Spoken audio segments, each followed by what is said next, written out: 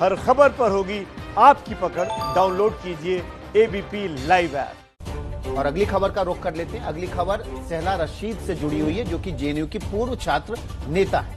शहला रशीद एक बार फिर सुर्खियों में है। शहला रशीद के पिता अब्दुल रशीद शोरा ने बेहद गंभीर आरोप लगाए। सबसे गंभीर आरोप है कि शहला को देश विरोधी गतिविधियों के लिए बाहर से फंड मिलता था। शहला के पिता के आरोपों को गलत बता रही है, लेकिन पिता कह रहे हैं कि मामले की जांच होगी तो दूध का दूध और पानी का पानी हो जाएगा। इसके लिए बाकायदा शहला के पिता ने डीजीपी को चिट्ठी लिखकर अपनी सुरक्षा की मांग भी की है। शहला रशीद का मैं बाप हूँ।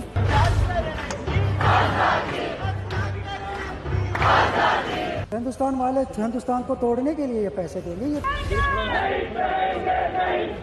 ये तो फंडिंग का ही एक सारा खेल है ना। उन्होंने मुझे 3 करोड़ का कुछ पैकेज बता दिया। इन्होंने मुझे धमकी दे दी ना। शहला रशीद का विवादों से नाता कोई नई बात नहीं है, लेकिन इस बार आरोप घर से ही लगे हैं।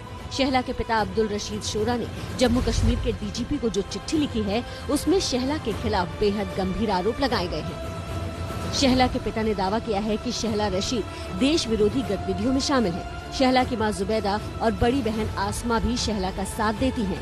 टेरर फंडिंग में गिरफ्तार जुहूर वटाली और रशीद इंजीनियर से शहला जुड़ी है। शहला को वटाली और रशीद इंजीनियर ने नई पार्टी में शामिल होने के लिए 3 करोड़ रुपए दिए। शहला रशीद से मुझे जान का खतरा। अब आप खुद शहला के पिता से सुन लीजिए कि आखिर उनके पास इतने गंभीर आरोप लगाने का आधार क्या है। आपको क्या लगता है कि ये पैसा हिंदुस्तान से ही आता है कि बाहर? हिंदुस्तान वाले क्यों देंगे इनको? हिंदुस्तान वाले हिंदुस्तान को तोड़ने के लिए ये पैसे देंगे। ये तो सीधी बात है, बाहर से ही आता होगा ना फंड, फॉरेन एजेंसी से। देखिए, इसमें यूएस में तो ये सारे लोग सेटल है। जैसे आप नाम ले रहे हैं ज़हूर वटाली का और फिरोज पीरजादा का, इनके देखो कितनी एस्टेब्लिशमेंट्स है यूएस में। तो ये सिलसिला भी वहीं से शुरू हो गया है। आपको लगता है कि देश के खिलाफ जो ये नारे लगाते हैं जेएनयू में, नहीं लगाने चाहिए, नहीं लगाने चाहिए। क्या उसके लिए भी फंडिंग आती है? ये तो फंडिंग का ही एक सारा खेल है ना।